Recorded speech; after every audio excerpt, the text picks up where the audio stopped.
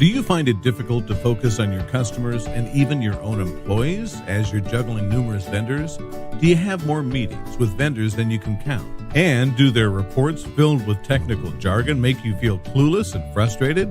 Such is the story of Nathan.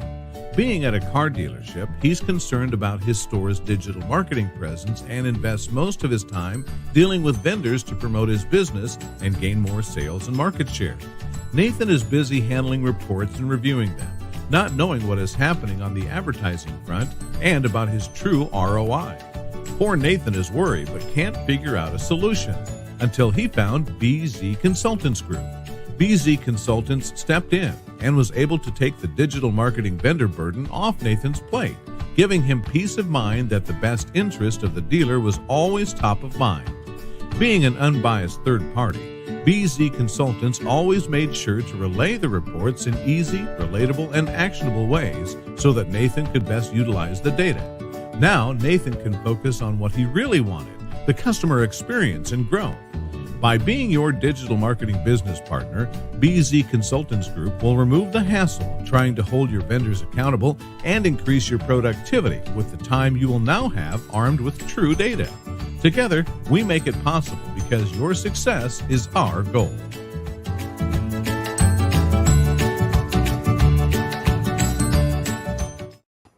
All right, everyone. Welcome into Facts Not Feelings. And I just want to say first off, Nathan, that we're already getting comments that, contrary to popular belief, that the Nathan in the BZ Consultant video is not Nathan Hollenbeck, although you might need some rights to that. As Nathan Greklick is saying, it might be Nathan. I'm not sure. It kind of looks like me. Well, maybe it's Nathan Greklick. We're not sure. It's one. He was dressed really fabulously. I wish I was at that par with Nathan. He looked great. Maybe a little bow tie on him. I'm not sure. It could be something like that. Well, we're coming in hot today on Friday. It's the first week of August. Super, super stoked to have Nathan Hollenbeck with us, or Nathan from the BZ, or Nathan Greklick, whatever Nathan you want to throw down. There's a lot of good Nathans. I like the name. I have a brother Nathan as well, so it's a very, very good name. And we're unpacking the episode that just dropped yesterday. So if you've not had a chance to go check it out, you're going to get the Reader's Digest version here, but definitely go check it out. Nathan had so many amazing insights and takeaways, and hey, we're doing this and thinking outside the box. I just absolutely loved it from the time even from dropping yesterday. I personally listened to it twice since yesterday, along with all the other times I listened to it, but it was just so insightful and all the amazing takeaways that you personally gave to our audience. So let's just jump right into this.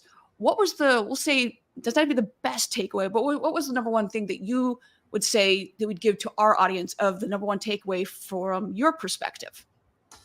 You know, it's like a lot of people have reached out to me since the podcast dropped, and the big comments that I'm getting are asking about Salesforce and understanding that there clearly seems to be an appetite for bringing outside technology into our space, and how do we make that work? So I think there must be a lot of people feeling the same frustrations with trying to communicate with guests and using multiple platforms to do that. Did get one or two people reaching out about the centralized reconditioning and trying to understand that. So I think it seems like we all have similar pain points in our business, and how do we evolve it and take it forward? So that's probably been the big takeaway for me. And I would agree with that so much. I was so excited for that this conversation surrounding the Salesforce aspect. I mean, all of the aspects, but the Salesforce in particular, because too often we get, I'll say, almost like tunnel vision where, we have to use these 4 products because it's dictated in this Bible of automotive and we can't look outside the box. And it's like, well, you can. It may not be co-opable, but we can actually use these other things and it will work really well. You just have to have that process in mind of how to do it. And so I love that conversation so much, because as long as you've got the backing from the person whose name's on the building, first and foremost, because they're fronting the bill most likely, and that support, because it's going to trickle all the way down. And I love just unpacking that whole process of, hey, we have 19 stores, I believe you said, is that correct? Yep. And slowly rolling that out, because it's a massive undertaking. Because for the most part, we all know, okay, there's the Ely's, there's the Vin Solutions, the Drive Centrics, the Tech, all those different CRMs. It's like, hey, we can take this a different route and have a super, super robust tool. And does that mean it's going to fix everything? No, there's still going to be bumps and bruises, and just unpacking that so much and then going to the reconditioning portion of it. And we went off a little bit of a tangent of like, hey, it's saving so much time. And that was a big one for me as well, because saving time, that's money in your pocket. Sure. For sure. Yeah. I mean, no matter what, I've done a lot of CRM switches, over the course of my career, and particularly when I was doing consulting before working with DGDG. And no matter how amazing the tool is and how awful the tool that you're coming off of is, like, it's always a challenge. It's always a struggle. People don't like change, and people, they're used to clicking here to get to their report. Now it's over here, and it's always a little bit of chaos. But the work that we've put into doing this, we really believe it will be a huge benefit to the team. Yes, there's going to be bumps and struggles along the way, but we're really excited about all of the possibilities and capabilities with this thing for sure. I love it. So of the questions you've been receiving, you're receiving about Salesforce integration, reconditioning. What is a question that maybe you got that you weren't expecting to receive post the podcast dropping? I don't think I got a question that I wasn't expecting to receive. A lot of people just trying to understand, like, what does this take? What does it cost to do this? And the answer is a lot of money. Yes. And like you mentioned earlier, there's no support from the OEMs to do this. So we're having to try and get that support along the way. Fortunately, some of our OEM partners have actually been ready to jump on board. And so we've been excited about that. That's why we're launching our Volkswagen and Audi stores first. They've been really supportive about this initiative. And so we're hoping that will be the proving grounds for a lot of the rest of our OEM partners and chasing that down. So I love it. And so those that are asking about Salesforce, I'm going to stick on this for a hot second, just because it's the same thing. I got a lot of questions about Salesforce. That first step, they're thinking, okay, we want to make this transition. We're not really sure if management's bought in, or maybe they are. What's that first step they should even take to go down that route? If you think that you're going to be able to do this with just your existing dealership or dealer group staff, that's probably not the case. So I was trying to project manage it when we first sort of signed the contract and get that going, but I have a team of 30 people, and I'm trying to meet their needs and make sure that they're okay and help them get through their projects and any roadblocks, whatever that they have. And then I'm trying to manage a huge tech platform drop. And so we realized, relatively quickly that we needed to actually bring on a project manager to take this on and do this every single day, because that's how much work there is to do between taking feedback from, your power users at the stores, sales management staff, general managers, the directors and vice presidents here, taking everyone's feedback and putting that into the hands of developers and holding them accountable. It's a full-time job. And so, some of the failure stories that I've heard with trying to bring on Salesforce is we have a GM that's kind of tech savvy, and so we're going to let him try and take that. But GMs have a whole lot to run at a store when you talk about sales, service, parts, and then finance, if you have a body shop. So you really need someone that's single-minded focus on bringing this to fruition for you. So that would be the first thing I would tell you. Amen. There was a post I saw, I think it was yesterday, at least it came into my feed yesterday or the day before. It was all about, hey, what's your favorite CRM? And you had everyone chiming in, and there were some that put X time, and people go, wait a second, what do you mean? Hold up. Oh, Jeff, I'm going to guess it's something about it's not about your birthday. So this is crazy. Don't worry, Brian Ortega and Nathan Krecklick. I'm here to complete the trifecta. And happy birthday, Jeff, for every single day of the year. But it asked about what was your favorite CRM, and he had put X time, and everybody goes, what do you mean X time? X time is not a CRM. And this person went on to say, well, I'm in service, so there's really not a service CRM. And so when you have Salesforce, now you're able to see everything in one place, because we all know that unfortunately it's a house divided, because nothing talks to each other. And it's so insanely frustrating, so frustrating because of this. And so I don't know if you want to talk just a little bit more about this, where now that you have everyone in one spot seeing the same information, regardless where they live in the dealership. Yeah, so I think, again, we're rolling out variable operations as sort of the first step, but we are excited to get fixed operations onto this platform and give them a CRM system and make it easier for them to communicate with guests, and also support them with a call center rollout that will take a lot of the income. We don't need a service advisor to schedule an appointment. Like we can have people support them and do that, but it's going to be so much easier to do that with our new phone system, with Salesforce, having integrated marketing into there for lifecycle emails, declined services, missed appointments, all that stuff. We'll be able to do that from the same place that we're doing all of our variable operations from. So we're excited that we're going to have the whole organization jumping into the same boat together, and everyone rowing in the same direction instead of multiple boats and different destinations and courses. I think that's going to be a huge benefit to us for sure. I could not agree more. Brian Paxton, we're both on the council together, the ASC Council, and put an article out, I believe it was yesterday, just about how certain digital retailing tools are not, it's kind of a black hole for data right now at GA4. And that you and I were talking about this as well, where, you got to a point where, hey, certain providers just not playing ball. And because you all are so bought in that this is the way we're going. And if you're not on board, like you said, if you're not rowing the boat in the same direction, you're going to flip the boat. So it's time to trade you and move on. And so with that article that Brian put out, it was so timely because like, oh, this went out yesterday, we're talking today. I love the fact that there's like a single goal in mind. You all are going in that direction. And if you're not on board, I'm sorry, we're just going to have to move on. And I thought to me, that was another good takeaway that, hey, are you on board or are you not on board? Are we going to do just kind of like a half-ass do it and then hope it works? Maybe not. And then if there's a little turbulence, we're going to jump ship. No, if you do not align with our goals, see ya. We're moving on to the next thing. So I thought that for me, that was another good takeaway for me as well, that you guys are 100% going, where you're going and you see that destination in mind. And I love that point that you brought up in the show yesterday.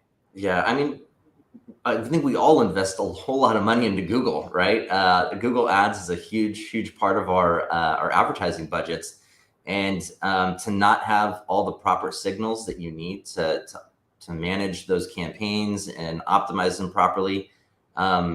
We dealt with a lot of those black holes in the past, and a lot of people stepped up. And we all in the past complained about X times integration with Universal Analytics, but they joined the council and they followed the standard, and they're giving us the right data that we need in order to manage the service campaigns and things like that. So I was actually maybe surprised that it was only one partner that wasn't willing to go that route with us, but or at least do it within the time frame that we needed. But the fact that we had a lot of amazing partners that were willing to support this initiative, and knew that it was not just important for us, it was important for the whole industry. I think that was fantastic for sure. Yeah, like I said, there were so many takeaways for me and so many things. I was like, I'm trying to write that down. I got to remember that. And I was going through and think, okay, how am I going to narrow all of these points down? It was a little difficult. I'm not going to I don't know how I'm going to narrow this all down. Trying to take your three main takeaways from it was really difficult because there's in a good way of so many things and so much knowledge you were dropping it. But going back to the Salesforce integration, and if you think that, oh, it can't be done, well, it can be. You just have to all be bought in and understand that Brian Kramer has the saying of burn all the ships in the harbor. That, okay, if we're going to do this, we are 100% all in. Because if one person, especially at the top, says, we'll see how long this lasts, then it's not going to last. You already have that out, that you're going that direction. So whether that's using Salesforce, whatever the process of the new thing that you're trying to implement, just go full force into it. Your reconditioning center, GA4, integrating that. I mean, while you're on the council, you're also the only, I believe, is there another dealership that you know of that has Salesforce as a CRM? I know of, the implementation partner that we used has done this for power sports and for RVs and for one other group that they weren't willing to name. So I think it has been done before, but not many people are doing it. And we know of people that have tried and that haven't been successful. I mean, for me, burning the ships was writing the check for the development of this thing. Like, we're using it. Like, this has got to happen after what we spent to build this thing. But I think what we also do really well as an organization is like we get buy-in from people. We tell people what it is that we're planning on doing. We have an annual executive summit for all of the top leadership in the organization to say these are the things we want to embark on as an organization. And so we get everyone rowing with us together when we agree that we're going to make this huge investment and make this huge change in the way that we operate our business. So we do sales rallies regularly. We like show people like some of the stuff that we developed and get people excited about it, so that like it's not really like pulling hair to get people to want to participate and join in. So everyone has the same mindset and excitement about launching something like Salesforce. I love it. So we've got a question here saying from Bill saying, sorry if I missed this, but what voice system is he integrating with? So Dialpad is the phone system that we've used for full integration. So we actually, every single phone call that's made, if there is a known entity within Salesforce that will attach, whether that's a lead or that's an opportunity. And so you really see all the back and forth communication that's happening, whether that's phone calls or text messages. And then, whether you make that phone call from, you can do it from Salesforce, or you can do it from the Dialpad app or your desktop app or your phone. All of that will automatically come back into Salesforce. That's amazing. And you guys have MarchX, and I believe, correct, you just said? That's okay. Mm-hmm. Awesome. Nathan, I so appreciate you, one, coming on the show yesterday and for the episode, and for just enlightening us on there's a different way to do things. There's so many ways we can get to the same result. Sometimes there's a better way. And for those who are thinking, hey, wait, so I can use a different one? Yeah, you can, and you can be successful with it. Bill is also saying thank you for that. So Bill, thank you for the great question, by the way. Awesome question. Super, super appreciate it. Before we end, I do want to ask, I was going through some of the questions that you sent over, so the answers, and I want to ask, if you could have a superpower, what would it be? I liked your answer on this one. I'm trying to remember what my answer was. Something about knowledge. Does that help you? I think so. Yeah. I mean, like, we're all trying to find our way through this crazy thing called life, right? And the more knowledge and wisdom that we have, like, the more perspective that we gain, the easier it is to maybe, kind of to your other question about emotions and facts, not feelings, right? Like, it's so much easier to navigate situations that you've been through in the past, or that you have knowledge of, and to address that more with facts and less with feelings. So sometimes when we're just going by our gut and feelings and we don't have that knowledge or wisdom, I think it's difficult. So I think the more that we can all gain, the better off we're going to be. Amen. Yeah, you'd put down infinite knowledge. I was like, of course you would put that. Like, you're so smart. You're like, I need infinite knowledge. I was like, he's close to it right now, but yeah, we're getting there. I love it. We got one more comment coming in here. Brian is saying that, I just lost your comment there, Brian. Apologize. We'll put it up here again. Speaking of superpower, check out our newest commercial. Brian, is that the one with the alien? Is it that one? Or is it the one where you've got I don't know which commercial it is. I try to keep up on all your commercials because Brian's got his commercials are awesome. We got Robert saying service department needs a CRM system. Amen. Yeah. It needs, and I would say that plus it just needs one that they're integrated. I mean, the constant back and forth of trying to see, they came in, but it's not going to update for 24 hours. You're like, why am I toggling between 7 systems? Like, why can't we just have something, as we discussed, that does everything, talks to each other? It shouldn't be this difficult. It's so frustrating. Brian said his new commercial just posted today. Brian, now I'm going to have to go check it out. What are you doing to me? I'm going to have to go, I get to go look at this now. So thank you for bringing it to our attention. Awesome. Well, Nathan, thank you. I so appreciate you being on the show. For those, I've flashed up his personalized link here quite a few times. It's in the show notes.